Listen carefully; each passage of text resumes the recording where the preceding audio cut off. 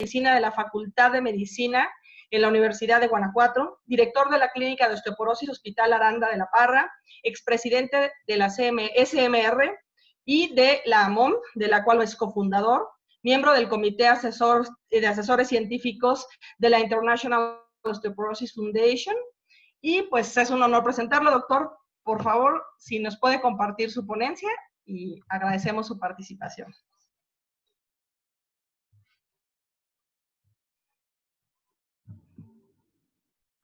Muchas gracias, doctora Vargas.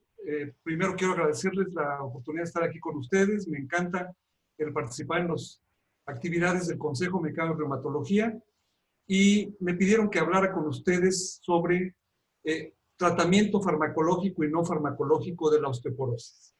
Este ha sido el tema al que me he dedicado desde hace unos 30 años y me ha dado pues mucho gusto participar y ver los avances y cómo estamos comprendiendo mejor esto, pero también es un punto donde sigue habiendo muchas dudas entre el público médico en general y donde necesitamos aplicarnos a los avances que se pueden presentar con esto.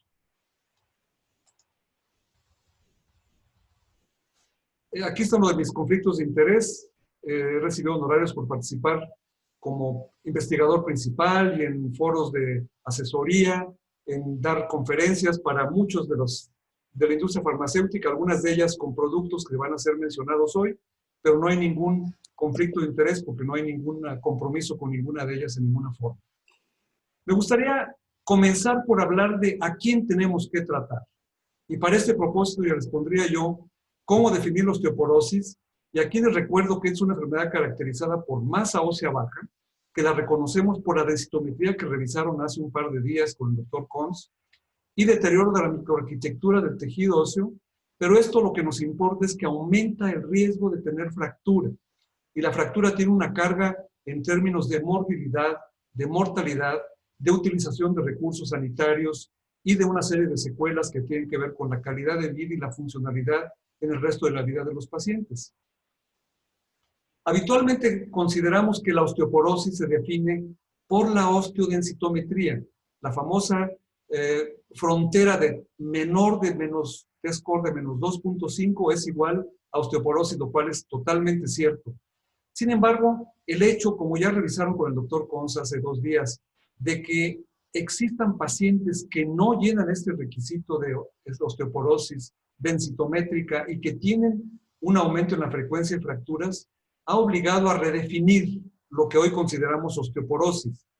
Y el grupo aquí presente recomienda que se considere que tiene una mujer osteoporosis posmenopáusica y hombres de más de 50 años que tienen osteoporosis si tienen un riesgo elevado de fractura futura que pueda ser demostrable. Y esto es la clave de nuestra terapia. ¿Para qué queremos tratar a un paciente con osteoporosis? Para reducir el riesgo de fractura futura. Aquí verán varias citas que se relacionan con esta, la más reciente publicación de guías de manejo de osteoporosis, que me parece sumamente importante y que les he mandado como un artículo para revisar.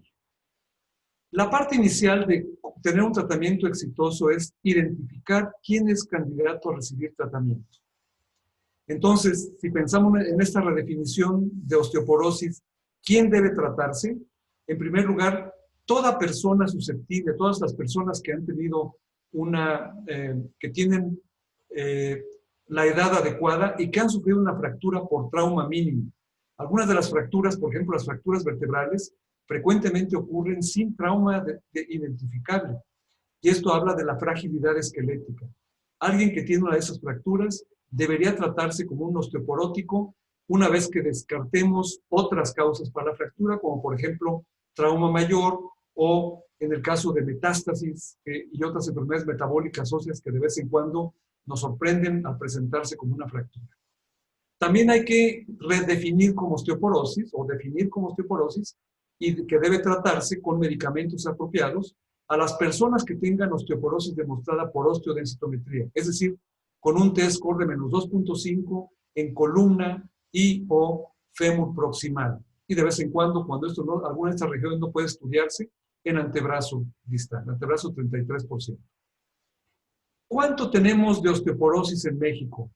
Aquí les presento un trabajo que publicamos en 1999, después del trabajo de la doctora DLC, que también es coautora de este trabajo, donde se habla de cuántas mujeres tienen osteoporosis en México, y proyectamos los porcentajes encontrados entonces a la población de 2019 y calculamos que habría más de 2 millones de mujeres posmenopáusicas que tienen osteoporosis y 7.8 millones de mujeres que tienen masa ósea baja. Con estos serían los pacientes normales, 27% de este grupo de edad. Entonces estamos hablando de un problema común. Y para que regresen ustedes a esta diapositiva, para decirles que de estas más 2.2 millones de mujeres presuntivamente osteoporóticas en México hoy, solamente menos de 200,000 personas reciben tratamiento con un fármaco contra la osteoporosis en nuestro país en este momento. Esto habla de que estamos tratando a un número muy inferior que los que deberíamos, si queremos realmente prevenir fracturas de manera activa. Una tercera definición de osteoporosis serían las personas que tienen masa ósea baja, o sea, osteopenia desde el punto de vista densitométrico, que tienen factores de riesgo significativos definidos por FRAX. Les hablaré un poco más de esto más adelante. Y esta historia viene desde que algunos autores empezaron a llamar nuestra atención, desde ese estudio de Cummings de 1995, donde encontró que las personas que tenían densidad ósea más alta, aquí en esta barra, pero tenían factores de riesgo, se consideraban que podían tener un riesgo de fractura mayor que los que tenían esta misma densidad sin factores de riesgo. Y así pueden ver ustedes, más baja densidad ósea, más número de factores de riesgo, mayor tasa de fracturas de cadera por 1,000 mujeres por año, como se ilustra aquí. Esto traducido en personas reales de nuestro medio, en este trabajo que publicamos hace un tiempo de 1,000 mujeres con osteopenia, y encuentren ustedes cómo hay un 4% que pesaban muy poquito y que es un factor de riesgo, un casi 8% que tomaban alguna forma de corticosteroides, historia personal de fractura, historia familiar de fractura, tabaquismo, edad por arriba de los 65 años y alguna otra enfermedad capaz de causar osteoporosis secundaria. Esta nos habla de que son factores de riesgo relativamente prevalentes en la población general. Y esta es la hoja de cálculo de FRAX, la herramienta que nos permite predecir el riesgo absoluto de fractura en los siguientes 10 años. Les pongo el ejemplo de esta mujer. Aquí pueden ver los componentes que incluye, es muy sencillo, es gratuito entrar, basta con que le pongan FRAX en Google y se los va a encontrar muy fácil.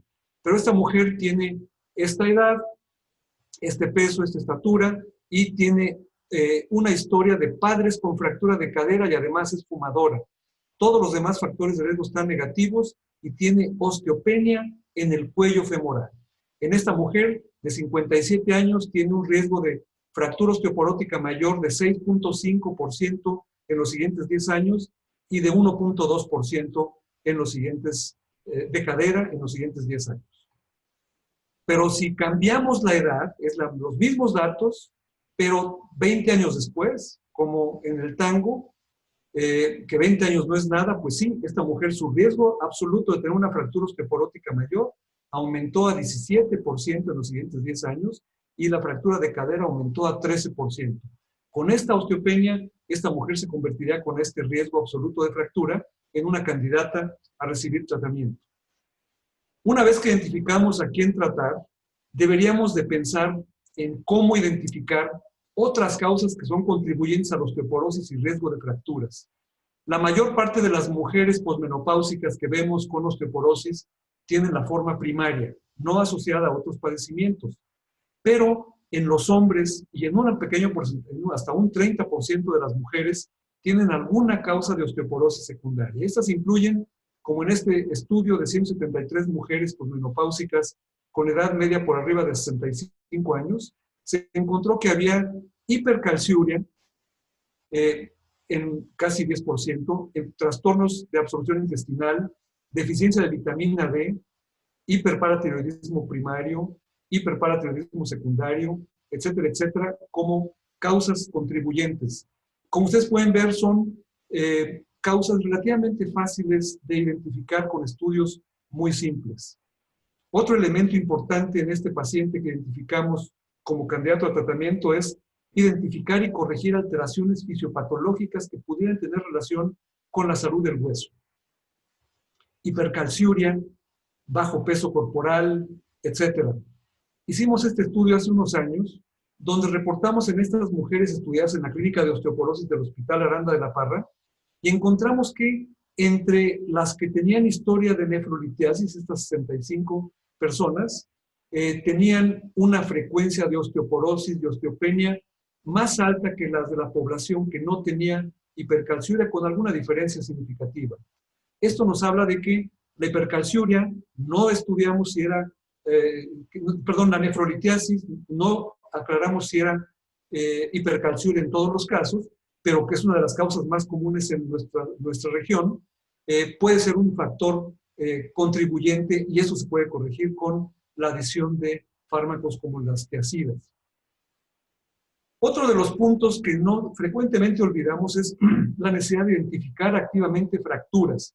Recuerden que por historia clínica o por radiografía o por morfometría, las fracturas no siempre las recuerdan los pacientes de manera clara. Entonces conviene mucho insistir en esta historia. Y en quienes no tenemos una historia tal, pero encontramos que ha perdido estatura o que tiene cierta cifosis, identifiquemos activamente estas por historia, por radiografía o por morfometría vertebral. Vean ustedes, las fracturas vertebrales son como esta que vemos aquí, estas dos, son el elemento más fácil para predecir una nueva fractura vertebral en el siguiente año. Una de cada 5 pacientes de estas va a tener una nueva fractura. Y recuerden que muchas de las fracturas vertebrales son asintomáticas y la paciente se joroba o pierde estatura, pero no necesariamente se queja de dolor dorsolumbar, y son sumamente prevalentes. Del estudio Lavos que publicamos hace algunos años, sacamos, esta es la población solamente de las mexicanas, donde ustedes pueden ver cómo la frecuencia, la prevalencia de fracturas vertebrales identificadas va aumentando conforme aumenta la edad. Son estratos por décadas de edad, y en total tenemos un 19.3% de mujeres con alguna fractura vertebral por arriba de los 50 años en México.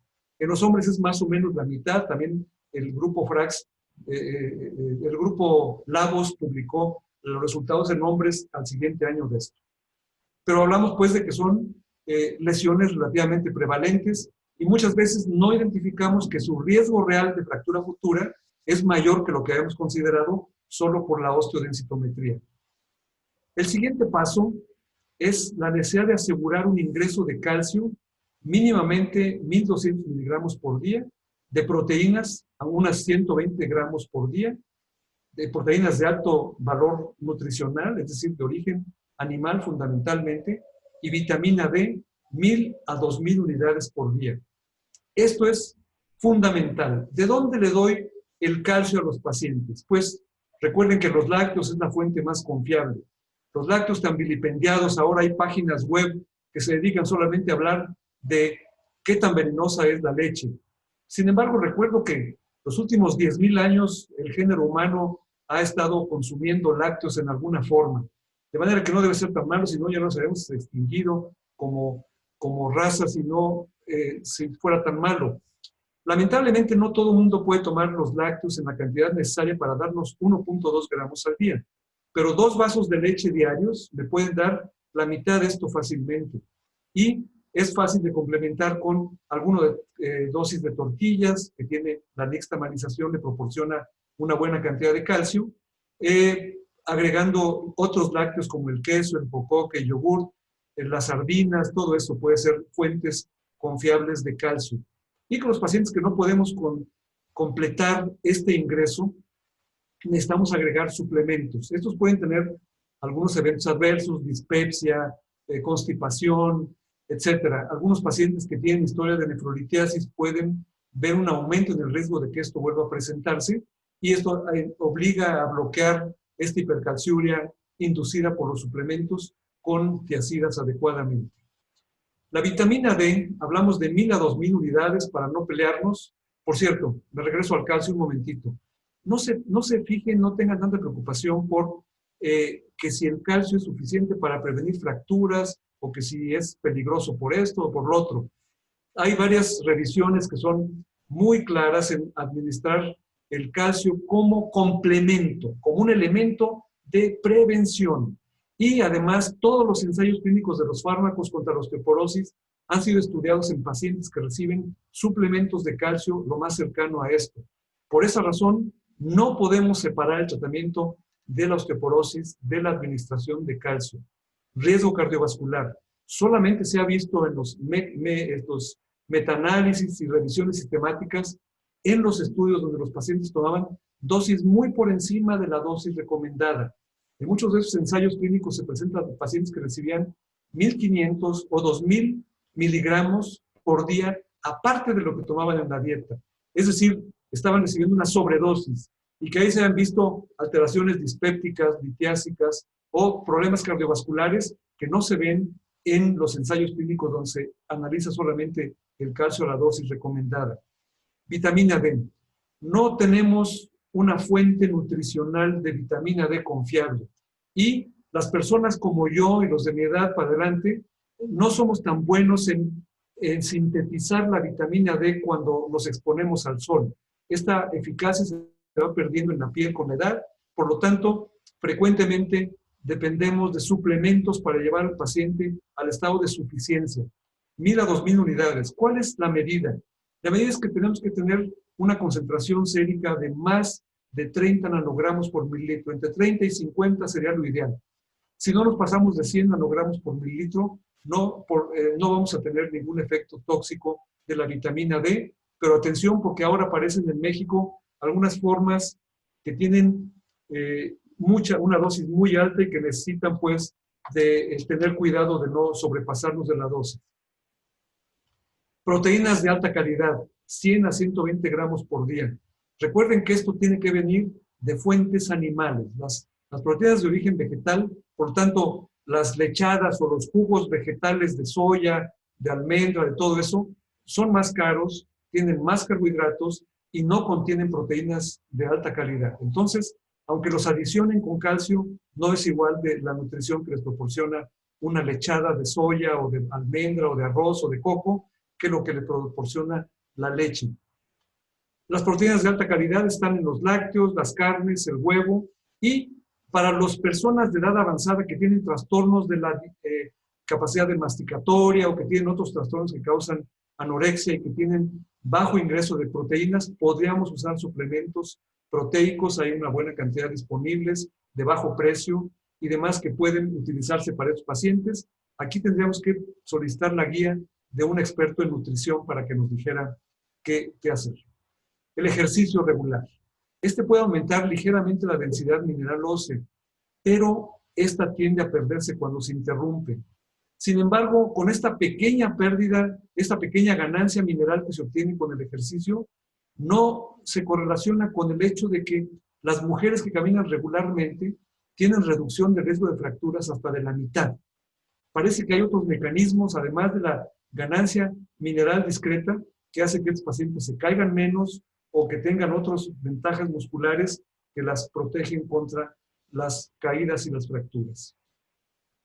Las medidas no farmacológicas, pues, incluyen ingreso apropiado de calcio y proteínas en la dieta, evitar los tóxicos para el hueso como el tabaco o evitar el abuso del consumo del alcohol. En FRAX se habla de que el abuso del consumo del alcohol es 3 unidades o más diarias de alguna bebida alcohólica. Yo tengo un criterio más sencillo. Si bebe más que el reumatólogo, eso es abuso en el consumo de alcohol. Entonces pueden tomarlo como una guía de León, Guanajuato, nada más, porque yo sé que allá no beben tanto los residentes como los de mi tiempo. Un programa de ejercicio regular en el que se soporte el peso del cuerpo, la caminata sería lo ideal, y tomar medidas para la prevención de caídas. Estos incluyen no solo el ejercicio, sino revisar pedirle a los familiares que revisen el entorno donde se mueve el paciente. Los pasillos oscuros, los cables o los tapetes que se pueden atravesar en el camino de una persona son cosas que pueden identificarse con relativa facilidad y hay que ponerles atención, hay que guiar a los pacientes de qué buscar para prevenir esas caídas que frecuentemente se puede hacer. Una vez que hemos corregido todas estas medidas no farmacológicas y que hemos identificado a nuestro candidato, deberíamos instalar tratamiento con un agente de eficacia demostrada en los ensayos clínicos. Estos incluyen los llamados antirresortivos, empezando por nuestros bifosfonatos que tienen con nosotros casi 30 años y que incluyen el alendronato, risedronato, ivandronato y ácido zoledrónico. Hay otros que existen, que se usan en otros países, no están disponibles en México. También el denosumab, que tiene unos 10 años con nosotros. Y hay medicamentos osteoformadores. En México solamente tenemos el teriparatide. Ya en algunos países está presente el romosozumab y el abaloparatide, aunque estos agentes no están disponibles en México todavía. Quise mencionarlos porque son parte de los avances que esperamos que en los siguientes 2 o 3 años empecemos a tener también en nuestro país. Conviene, sin embargo, que a su paciente que ya seleccionaron como candidato a tratamiento, que le den una nueva evaluación. Y aquellos pacientes con riesgo muy alto de fractura, muy alto, y con riesgo alto de fractura, los dos necesitan tratamiento, pero existe cierta urgencia por utilizar fármacos más eficaces, por utilizar fármacos más temprano para buscar reducir su riesgo futuro. ¿Quiénes son los que tienen riesgo muy alto de fractura? Aquellos que tienen una fractura reciente. El ejemplo es el paciente que se fracturó la cadera y que está en la etapa de convalecencia de esta fractura. Aquellos que han tenido fracturas múltiples, esto lo vemos particularmente en las vértebras. Fracturas durante el tratamiento, el paciente ya tenía tratamiento para osteoporosis, pero se fractura con alguna fractura nueva, esto debería considerarse de muy alto riesgo de nuevas fracturas. También aquellos pacientes que tienen fracturas secundarias a empleo de drogas, particularmente glucocorticoides. Acabo de ver una paciente, una jovencita de 27, 28 años, con densidad ósea muy poco disminuida, con un TBS, un índice de trabecular algo alterado, pero con 3 fracturas vertebrales que ocurrieron después de un periodo en el que por lupus estuvo tomando 60 miligramos de prednisona. Atención con esto porque es bastante común. Es un riesgo muy alto de fractura y empezamos rápidamente el tratamiento. También se considera muy alto en aquellos pacientes que se caen recurrentemente porque tienen secuelas neurológicas, porque tienen trastornos cardiovasculares, etcétera, etcétera. También consideramos esto en personas que tienen un T-score muy, muy bajo. Por abajo de un T-score de -3, consideremos que su riesgo es muy alto. También aquellos que tienen un FRAX muy elevado, más de 30 para fractura osteoporótica mayor o más de 4.5 para fractura de cadera, debería de considerarse en este rango. Y consideramos riesgo alto de fractura, que insisto, también requiere tratamiento que con menores visos de urgencia que los pacientes que antes he mencionado, son aquellos que tienen osteoporosis densitométrica que no pueden definirse por ninguno de estos elementos presentados aquí. Estratificar el riesgo tiene el valor de que nos puede permitir convencer al paciente de la evidencia que existe para tratarlo y para que se apegue al tratamiento más tiempo. Esta diapositiva nos habla de la eficacia antifractura de los tratamientos disponibles hoy para osteoporosis. Vean ustedes que de esta diapositiva ya quitamos la calcitonina, que prácticamente no la usamos para nada. Es difícil de conseguir ahora ya. Es muy cara, muy poco eficaz, no tiene efectos adversos, pero no sirve de gran cosa. Entonces, no la usamos ya para fines prácticos. Y también el ranelato de estroncio, que prácticamente desapareció de todo el mundo, por toxicidad cardiovascular, la sacó el laboratorio de la jugada. Pero todos estos agentes que están aquí ilustrados tienen una eficacia demostrada en la prevención de fracturas vertebrales. Los que están marcados con la crucecita roja indica que han mostrado reducción del riesgo de fractura no vertebral, alendronato, risedronato, ácido zoledrónico, denosumab y la teriparatida en menor grado, pero también puede ser. Pero el ivandronato y el raloxifeno solo han probado reducción de riesgo de fractura no vertebral en estudios post-hoc, en estudios hechos con cierta subpoblación de los ensayos clínicos reportados. No están parte de la meta final de los ensayos clínicos en los que se estudiaron. Por su parte, la reducción de riesgo de fractura de cadera, solamente alendronato, risedronato, ácido zoledrónico, denosumab y probablemente teriparatide en cierto grado, aunque este en mucho menor grado, pueden reducir el riesgo de fractura de cadera. Sin embargo, para pacientes para osteoporosis con muy alto riesgo de fracturas o intolerancia a las formas orales, consideremos estos 3 fármacos. Si el riesgo es de fractura fundamentalmente vertebral, se puede incluir la teriparatida. Si el riesgo es fundamentalmente de fractura de cadera, yo pensaría primero en estos 2 agentes, zoledrónico o denosumab. Estos probablemente sean los 3 agentes con mayor grado de eficacia, con mayor ganancia mineral y con más rápida reducción del riesgo de fractura futura. Ahora bien, nuestra meta, nuestra idea es reducir el riesgo de fractura futura, pero ¿tiene alguna ventaja incluir objetivos intermedios? ¿Nos sirve de algo evaluar otros cambios que pudieran predecirme? Porque puedo tardarme 3 años en decir si le sirvió este fármaco, porque no se ha fracturado en 3 años. Y yo puedo predecir con razonable certeza quién va a tener mejor resultado sobre la base de los siguientes estudios. 1. Un objetivo intermedio es disminuir la pérdida de densidad mineral ósea y promover la ganancia de la misma. Es decir, mi densitometría me muestra que no perdió hueso o que empezó a ganar hueso. Ese es un resultado positivo y con los fármacos disponibles hoy por hoy, eso es un elemento que me predice que habrá una reducción del riesgo de fractura futura. Estos son 3 medicamentos, son 3 bifosfonatos y me muestran aquí cómo los pacientes que recibieron el medicamento activo, 10 miligramos por día, 5 miligramos por día, y el ivandronato en 2 formas de administrarse, en los 3 casos se mostró entre 36 y 48 meses que los pacientes ganaban masa ósea significativamente en columna en comparación con los que tomaban placebo. Esto significa que se puede demostrar esta ganancia con diversos fármacos. Eso es lo que ocurrió en un estudio a 5 años, ahora hay estudios hasta 10 años con denosumab, donde se ve que hubo un 13.7% de ganancia mineral, lo cual en comparación con placebo es muy notable la diferencia desde acá, desde el año 3, hasta aquí terminó el placebo y aquí algunos pacientes cambiaron a tratamiento activo, y lo que vemos es que esta ganancia mineral fue muy significativa en comparación con la línea basal. Esto lo hemos reportado aquí en México, es un estudio observacional, es el ROSELA, que es originado, ideado y seguido por el doctor Fidencio Pons, que acaban de conocer ustedes, y donde se muestra que en tratamiento de 1 año a 6 años se han visto ganancias minerales significativas en pacientes del mundo real, en columna lumbar, cuello de fémur y fémur total.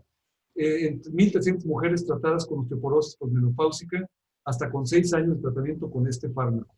De modo que la experiencia nacional coincide con lo reportado en los ensayos clínicos. Otra meta intermedia podría ser disminuir el remodelamiento óseo. Notarán ustedes que no les he recomendado que estudien en sus pacientes los marcadores de remodelamiento óseo, como los marcadores de resorción o de formación de hueso. Sin embargo, en los ensayos clínicos sí se hace y nos han enseñado que el porcentaje con el que cambian los valores, como en este marcador de resorción, el cetelopéptido sérico, noten ustedes cómo la administración de denosumab rápidamente se acompañó de una disminución de los niveles en comparación con los que tomaban placebo en verde, y pueden ver cómo esto se mantuvo todo el tiempo que se estuvieron recibiendo el denosumab estos pacientes. De manera que esto habla de la disminución del mecanismo de destrucción del hueso acelerado. Preservar la función musculoesquelética. Algunos de los fármacos han sido estudiados con técnicas donde se ha buscado ver cómo se afecta la función. Este es un estudio viejo donde nos habla de la mejoría del dolor de espalda y las actividades de la vida diaria con alendronato. Y vean ustedes cómo la escala de dolor ha disminuido significativamente desde 4.9 hasta menos de 4 en unos meses de tratamiento con este medicamento. Y también las La limitación para las actividades de la vida diaria bajó de alguna forma en comparación con la etapa inicial del manejo con este fármaco. Aquí lo comparamos con etidronato, lo cual es un fármaco que ya no se usa para el tratamiento de osteoporosis, se usa todavía para el tratamiento de enfermedad de Payet, pero realmente el alendronato es el eficaz en este caso. Preservar la calidad y el estilo de vida. Varios estudios han estudiado esto. No todos los fármacos se han evaluado con estos instrumentos de medición, pero aquí vemos una serie de instrumentos que se han utilizado para evaluar con alendronato, risendronato, ivandronato, ácido zoledrónico. Aquí están los autores de los estudios y nos han enseñado cómo hay una mejoría de la calidad de vida relacionada con la salud en pacientes con osteoporosis tratados con estos fármacos. También este otro elemento no es algo menor, mejorar la esperanza de vida. Con una sorpresa muy agradable nos salió cuando el estudio del ácido zoledrónico en el grupo de pacientes con fractura de cadera, el tratamiento empezó después de la fractura, y vean ustedes, en los 3 años que duró la administración anual de 5 miligramos de ácido zoledrónico, se notó que los pacientes que recibieron el fármaco activo tenían una esperanza de vida significativamente mejor que los pacientes que recibieron placebo. Esto nos dio que pensar, es una pequeña ganancia, pero es una ganancia significativa en solo 3 años, en una de las poblaciones más propensas a tener eventos que terminen con la vida del paciente, que es la fractura de cadera. Ustedes pueden ver aquí como este argumento es uno más para decir, sí, sí trato a mi paciente. Pero después, algunos otros autores se pusieron a revisar la literatura y en estas revisiones sistemáticas nos hablan de el efecto del tratamiento de osteoporosis sobre la mortalidad en 10 estudios agrupados por agentes individuales. Y alendronato, risendronato, estroncio, que ya no tenemos disponible, ácido zoledrónico, denosumab, han mostrado una tendencia a una reducción de la mortalidad en los pacientes que reciben tratamiento activo. Otro elemento para considerar que tiene más allá de la pura prevención de fracturas, elementos favorables en la salud de los pacientes. Esto es, sin embargo, otra vez la meta fundamental, no lo olviden. ¿Para qué quiero tratar a un paciente? Para que no tenga fracturas, para que no se muera por esto, para que no quede inválido por esto, para que no dependa de otras personas el resto de su vida, etcétera, etcétera. Y los agentes que hemos mencionado han demostrado una reducción de la incidencia acumulada de fracturas vertebrales, en el caso de alendronato, el alendronato una reducción significativa en comparación con los que recibieron placebo en 3 años, y en fracturas vertebrales sintomáticas y en fracturas de cadera, una reducción también muy notable en este estudio. Esto pasa con denosumab. La reducción de incidencia de fracturas se ve en el estudio Freedom en fracturas vertebrales nuevas, cómo se reduce en los tratados con denosumab desde los primeros 3 años y se mantiene hasta el año 9 o 10. Solamente hay pacientes tratados con placebo en estos primeros 3 años. Y lo mismo ocurre con fracturas no vertebrales y con fracturas de cadera, que en todos los casos se mantiene por abajo de lo que se encuentra en la etapa basal. Y aquí podemos ver cómo este es el grupo de pacientes que empezaron a recibían placebo primero y después recibieron denosumab, y se ve cómo hay una reducción de las fracturas en todas partes en comparación con lo que se veía en los primeros 3 años. Sin embargo, la siguiente fase de tratamiento es asegurarnos de que el paciente se apegue. Un número muy alto de pacientes con osteoporosis no han sufrido fracturas y son asintomáticos.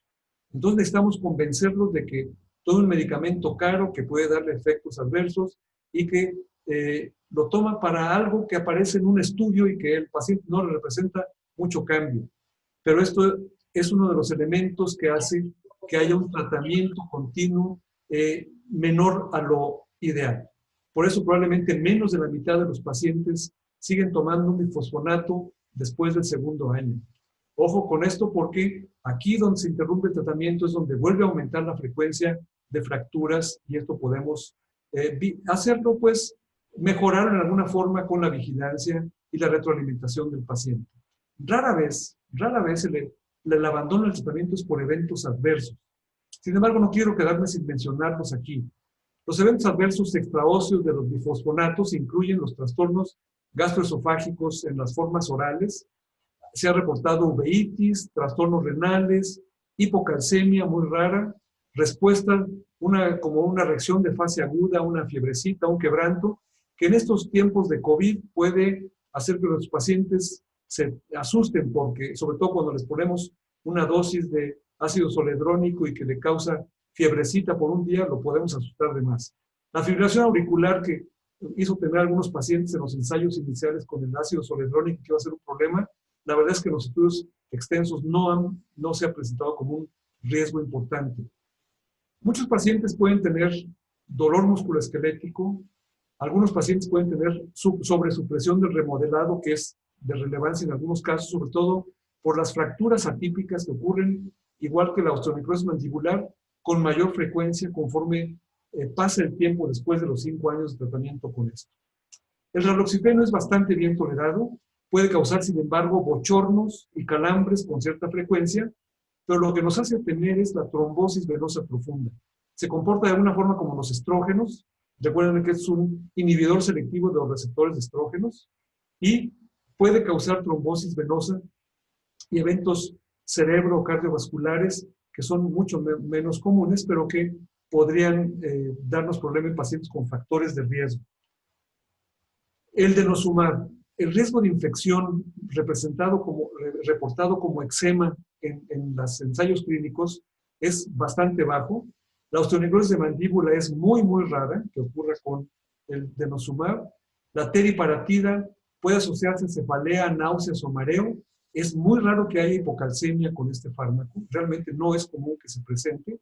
Y la razón por la que lo usamos no más de 2 años es por la historia de que puede producir osteosarcoma en animales de experimentación. Esto ya en 10 años o más de usar teriparatida extensamente, es el único osteoformador que tenemos disponible desde hace muchos años. No se ha reportado casos en humanos de osteosarcoma relacionado con este fármaco. La osteonecrosis mandibular es una pesadilla. Afortunadamente es muy rara.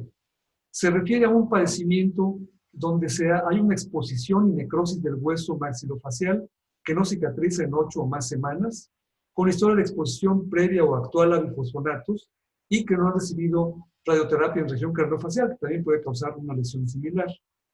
Los factores asociados incluyen bajo recambio óseo, los marcadores de remodelamiento óseo alterados, muy disminuidos, pueden predecir esto, infección local, duración del tratamiento y dosis acumulada y una intervención dental invasiva. Esto hace que convenga que su paciente que van a iniciar con un tratamiento con bifosfonato, le piden que se revise de su boca y tenga una identificación si necesita pronto una intervención más fuerte para corregir alguno de estos problemas. Esta es una de las fotos de una de estas osteonecrosis de mandíbula. Es algo maloliente, muy doloroso, el paciente sufre mucho para comer, se desnutren y tienen un drenaje constante de estas lesiones. Hay tratamientos efectivos para esto y hay formas eficaces de prevenirlas sobre todo. Las fracturas femorales atípicas son transversales y asociadas a trauma mínimo. Hasta 40% de las fracturas femorales atípicas se presentan bilateralmente y rara vez ocurren en pacientes que no reciben bifosfonatos por enfermedades como la osteopetrosis, la pignodisostosis, como la que tuvo el pintor Toulouse-Lautrec, o la hipofosfatasia. Esta es una imagen prefractura de uno de estos pacientes. Aquí se puede ver un engrosamiento de una de las corticales y si no le hacemos caso en esta etapa, el paciente tiene síntomas vagos. En la siguiente etapa puede ser una fractura horrible como esta, con mucha inestabilidad y con una gran posibilidad de requerir manejo quirúrgico y rehabilitación prolongada. Sin embargo, cuando hablamos de algunos agentes que se han usado por más tiempo, como aquí otra vez el denosumab hasta el 10º año, vemos que la frecuencia de osteonecrosis de mandíbula y de fractura femoral atípica es extraordinariamente rara. Por eso algunos autores han hecho este tipo de comparación. El riesgo de fractura osteoporótica y riesgos de la terapia, porque hay algunos odontólogos que dicen a sus pacientes, por ningún motivo tomes bifosfonato porque te va a causar un hoyo en la boca. Y en realidad, lo que tenemos con un paciente de una fractura osteoporótica, el riesgo de fractura osteoporótica mayor en una mujer de bajo riesgo, que tiene osteoporosis, pero otros factores de riesgo, sería 650 por 100,000 mujeres por año. El riesgo de una mujer de riesgo moderado es de 1,600 por 100,000 personas por año. Y de una mujer de alto riesgo, por una fractura previa, por glucocorticoides, etcétera, como ustedes ya lo han visto antes, 3,100 por 100,000 por año. Comparen esto con osteonecrosis por bifosfonatos, 1,03 por 100,000 por año. Fractura femoral atípica, a los 2 años de tomar un bifosfonato, 2 por 100,000 por año, y con 8 años de tomarlo, 78 por 100,000 por año. Entonces, moraleja, córtenlo esto a los 5 años. Accidente por vehículo, accidente automovilístico, 8,4 por 100,000 por año. Y esto mejor les digo porque muerte por asesinato, donde yo vivo hay ahora muchas cosas muy desagradables, aunque en todo México vemos esto, pero 1,6 por 100,000 por año. Tengo que revisar las estadísticas de León ahora. Conclusiones. Hay motivos para ver con optimismo el tratamiento actual de la osteoporosis. Tenemos opciones terapéuticas bien establecidas, algunas de ellas con una nueva cara, y vienen opciones novedosas. Tengo esperanzas que el romosozumab por lo pronto esté en México el año próximo. Encontramos cada vez más maneras de entender su eficacia y su seguridad. Los pacientes no deberían quedarse sin que los revisemos en busca de estos factores de riesgo que los identifican como eventuales candidatos a tratamiento. Los pacientes no deberían de quedarse sin recibir la oportunidad de un fármaco que evite que tenga una fractura y que evite que tenga las consecuencias en términos de morbilidad, mortalidad, incapacidad, dependencia, etcétera, etcétera. Por eso, acerquémonos a la información nueva sobre la terapia y busquemos acercarnos a los avances que seguramente nos seguirán dando algunas buenas noticias en los años por venir. Pues aquí dejaré yo la charla y estoy a sus órdenes para algún comentario, alguna pregunta. Le pido a la doctora Angélica que les pusiera esta diapositiva con de este código QR para ver que creo que le tienen que hacer algunas actividades con esto. Angélica. Perfecto. Muy bien, doctor. Perfecto. Muchísimas gracias, doctor. Pues muchas gracias por esa excelente charla. Esperamos aquí. Ya empezaron las preguntas. Vamos a ver. Dice de la doctora Cristina Hernández. Ay, ya se me movió, perdón. Excelente y amena la plática. ¿Qué opina de la nueva dosis de vitamina D de 100,000 unidades? Ok. Yo sí he usado vitamina D de 100,000 unidades porque hay pacientes a quien no les puede. Recuerden que no es conveniente que comience un tratamiento con un fármaco que podría causar hipocalcemia en pacientes insuficientes de vitamina D. Entonces se ha usado, aunque hay ensayos clínicos que hablan de vitamina D 100,000 unidades cada mes, realmente son ensayos muy pequeños, no son seguidos a largo plazo, y su eficacia básicamente lo que hablan es de la seguridad. Seguramente que es eficaz. Yo he usado estas megadosis en pacientes en quienes quiero subir rápidamente la concentración de vitamina D en suero para que la administración de ácido zoledrónico o denosumab o teriparatida sea segura desde el principio, para disminuir el riesgo de hipocalcemia. Entonces, sí los he usado, pero yo recomendaría más bien apegarnos a la recomendación de suplementación diaria de estos fármacos. ¿Sí? Bien, gracias por la charla. ¿Perdón? Podrían usarlo en alguien con muy bajos niveles en suero de 25-hidroxivitamina D, pero prefiero las dosis constantes. Perfecto, gracias. Gracias por la charla. ¿Cuál es la opinión del uso del reemplazo hormonal en mujeres premenopáusicas? En mujeres premenopáusicas probablemente no haya muchas ventajas de hacer esto. Las mujeres que reciben fármacos por años como anticonceptivos orales o por motivos no anticonceptivos, sino como regulación del ciclo menstrual y demás, tienen una ligera tendencia a ganar densidad mineral ósea en comparación con las mujeres premenopáusicas que no la reciben. Pero recuerden ustedes que la masa baja ósea premenopáusica rara vez se acompaña de fracturas si no hay causas de osteoporosis secundaria, y en ese caso lo ideal es generalmente intervenir solo con calcio, vitamina D y la búsqueda y la vigilancia de otras causas de osteoporosis secundaria. Recuerden que los fármacos para el tratamiento, terapia de reemplazo hormonal no tiene como indicación primaria el tratamiento de osteoporosis en las mujeres posmenopáusicas, sino que si una mujer posmenopáusica tiene osteoporosis, le doy su tratamiento con su agente eficaz, pero si además su ginecólogo decide que es seguro y necesario darle una terapia de reemplazo hormonal, estrógenos y o progesterona en los casos que tienen su matriz completa, pues entonces van a tener un beneficio extra con una pequeña ganancia mineral y disminución adicional del riesgo de fractura. Perfecto. Del doctor Martínez, gracias, doctor. ¿Quiénes utiliza tratamiento combinado y por cuánto tiempo? Así como también si se puede comentar algo en relación al holiday farmacológico. Ok. ¿En quién usa tratamiento farmacológico combinado? En nadie. Ya sé, esto me suena a muy radical.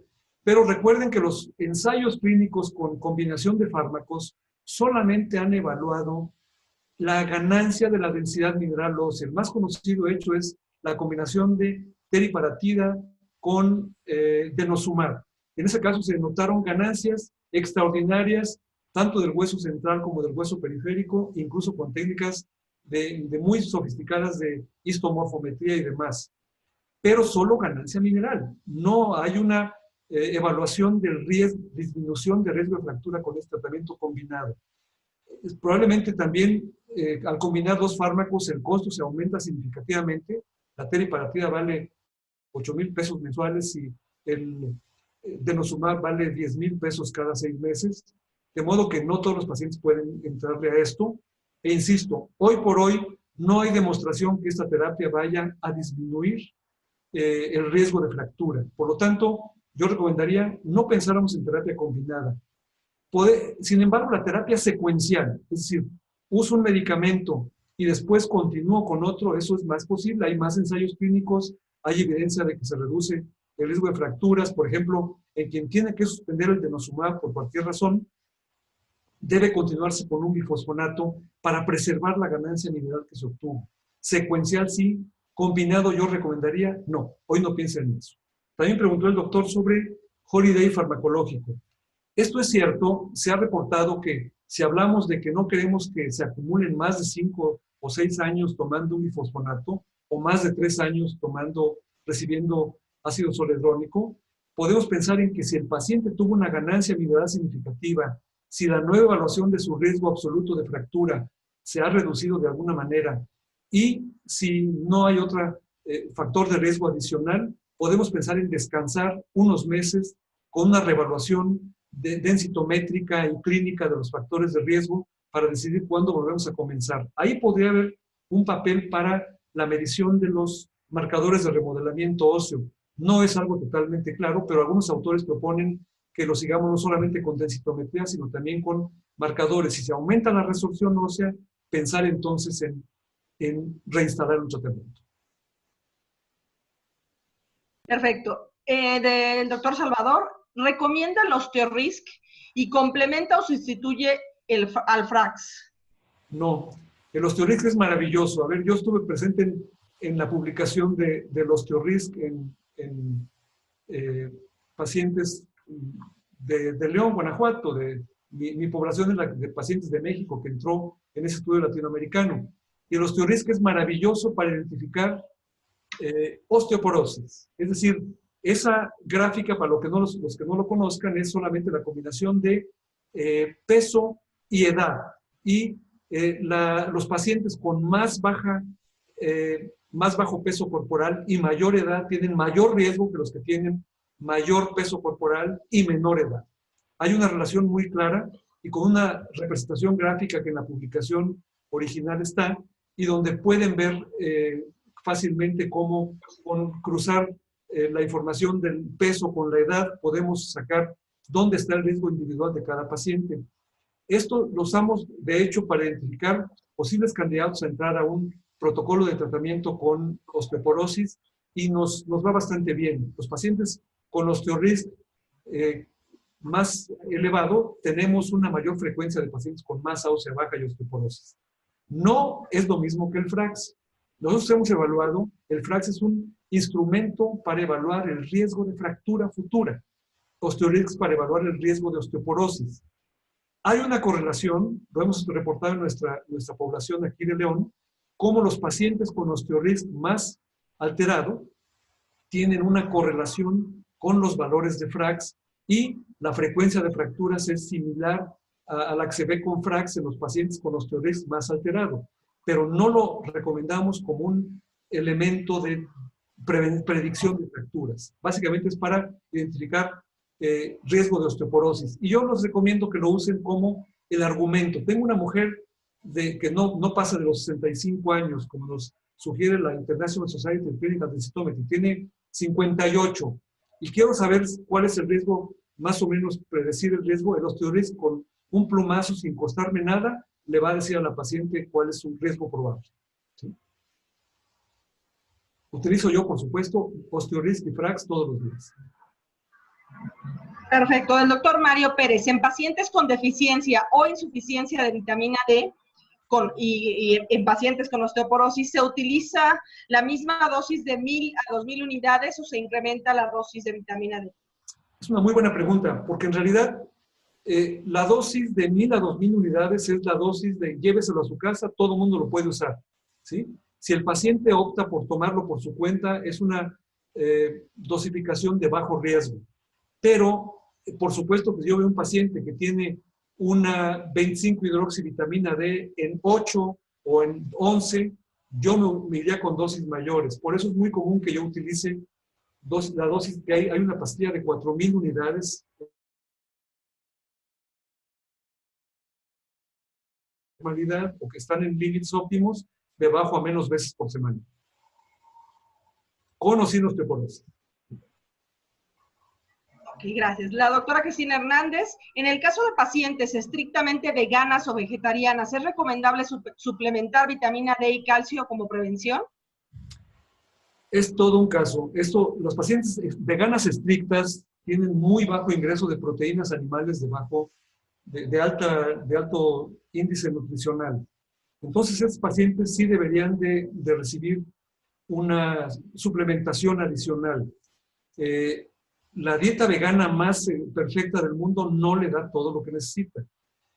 Ahora hay incluso guías de los nutriólogos para suplementar a esos pacientes sin que rompan su veganismo, ¿sí? Pero realmente no es, los pacientes con este tipo de hábitos dietéticos requieren suplementación adecuada, y para eso la medición de las masas musculares, la medición de la 25-hidroxivitamina D y la calciuria nos puede hablar de cómo está la absorción de estos elementos. Obviamente son pacientes candidatas a suplementarlas con fármacos externos, ¿sí?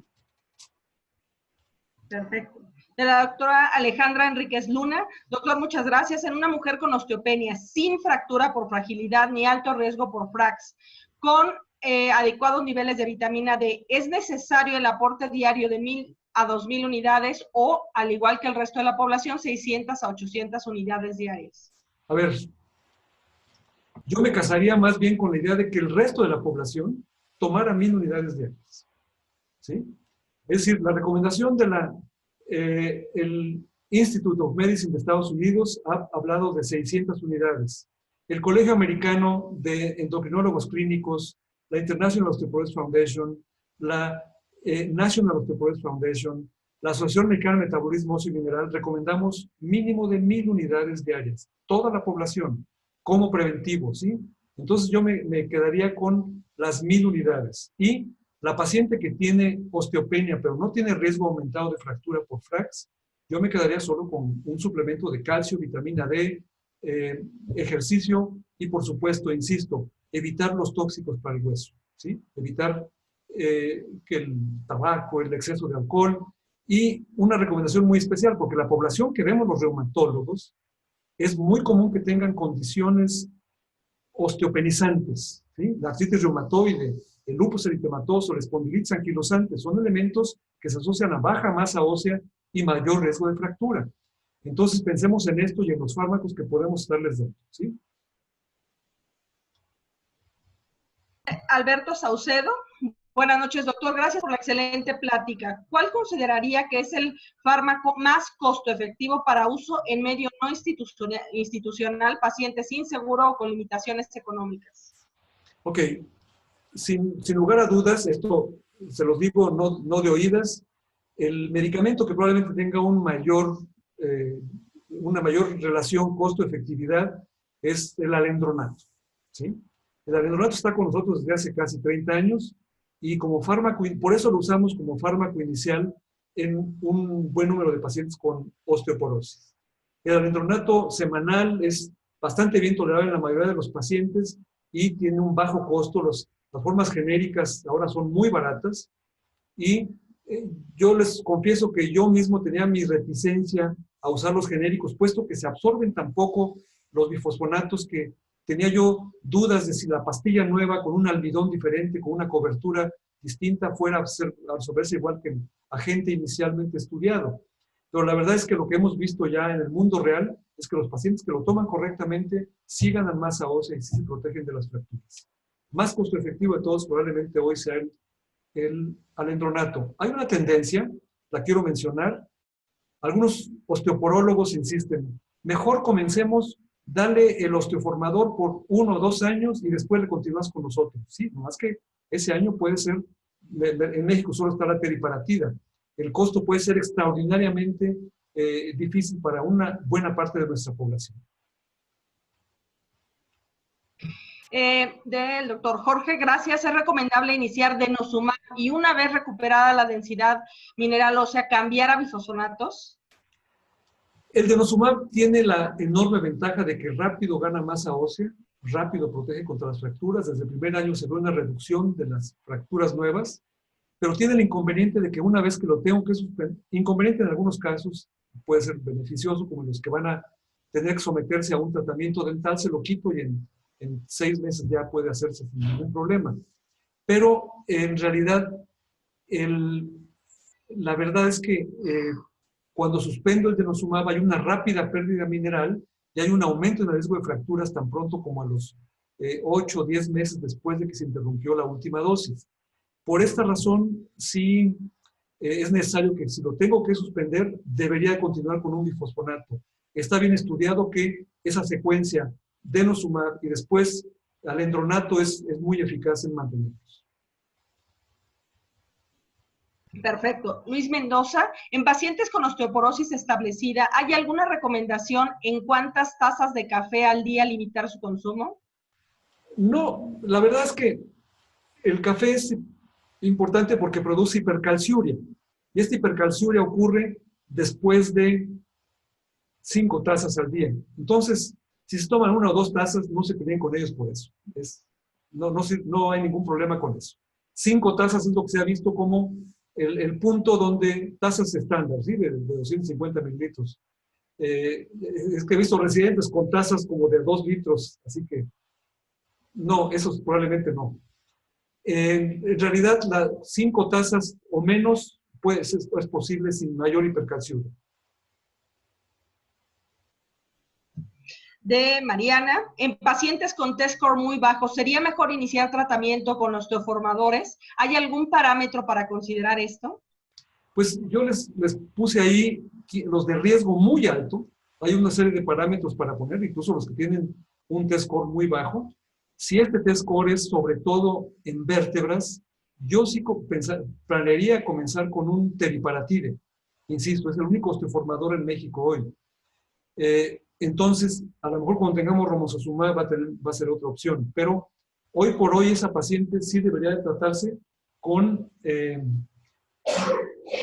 teriparatide. No sería una mala idea empezar con eso.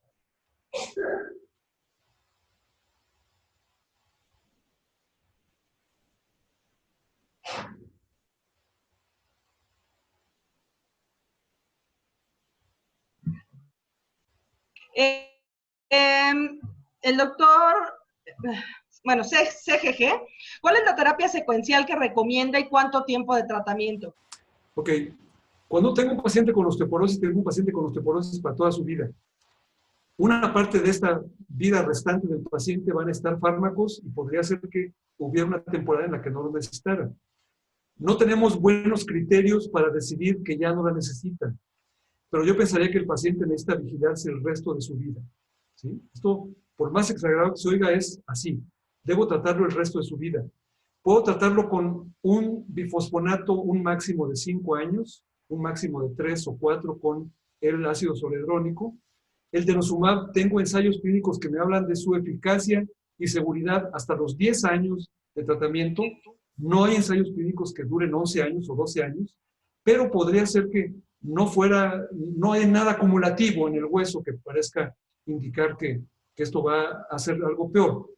Pero yo creo que los pacientes que necesitan una terapia de por vida necesitan, si suspendo el bifosfonato y tiene buena ganancia ósea y su riesgo de fractura futura es bajo, yo recomendaría, podemos tener un holiday y después repensar el otro fármaco después de este tiempo. Este otro fármaco puede ser al año, a los 2 años, dependiendo de cómo estén sus riesgos. Y si es denosumab, muy pronto, en cuanto lo interrumpa, a los 6 meses de que se acabó la última dosis, tengo que tener ya el otro agente que lo va a suplir, porque si no, sí voy a tener aumento de fracturas. Y la otra situación es que el teriparatide no lo puedo usar más allá de 2 años. Entonces, a los 2 años tengo que pensar con qué lo voy a suplir. Pero insisto, tomó alendronato 5 años, luego se lo quité 1 año, luego le di denosumab 3 años. Después de esos 3, 4 años, puedo volver a regresar al alendronato, ¿sí? Entonces es relativamente simple pensarlo así, en qué estoy ganando, dónde estoy vigilando esto, etcétera, etcétera. El doctor Martínez, gracias doctor. Paciente con lupus de 35 años, ya con osteoporosis de cadera y columna lumbar, test score de -3, ¿cuál sería su terapia secuencial? ¿Cuál sería la terapia que recomienda? A ver, yo empezaría con alendronato, fácilmente, sí, empezaría con alendronato.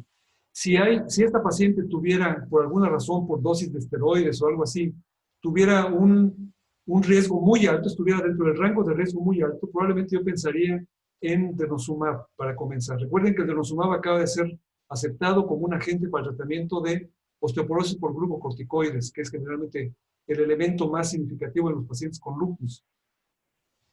Pensaría yo que por ahí puede ser este asunto.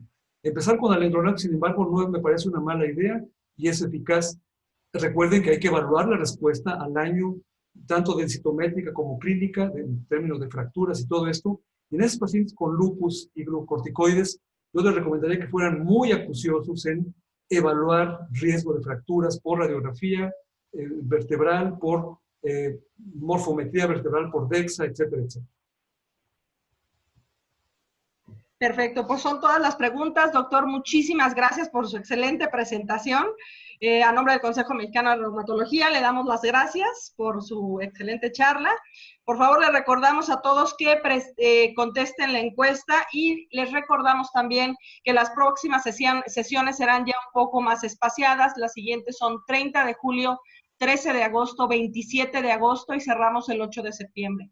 Muchísimas gracias, doctor. Muchas gracias a todas, sí, gracias y estoy al pendiente. Cualquier cosa, pueden compartir mi correo con alguno de ellos que me quiera preguntar, ¿sí? Muchas gracias. Buenas noches. Muchas gracias, doctor Morales. Gusto saludarlo. Adiós, Jorge. Adiós, bueno. Gracias, doctor Jorge. Gracias. Te hablo mañana, Jorge. Órale. Espero tu Adiós, llamada. Rolando. Nos vemos, Moni, nos vemos, Miguel, y a todos. Nos vemos, Miguel. Rolando. Gracias. Hasta luego, Jorge. Adiós. Nos vemos. Saludos a todos. Bye.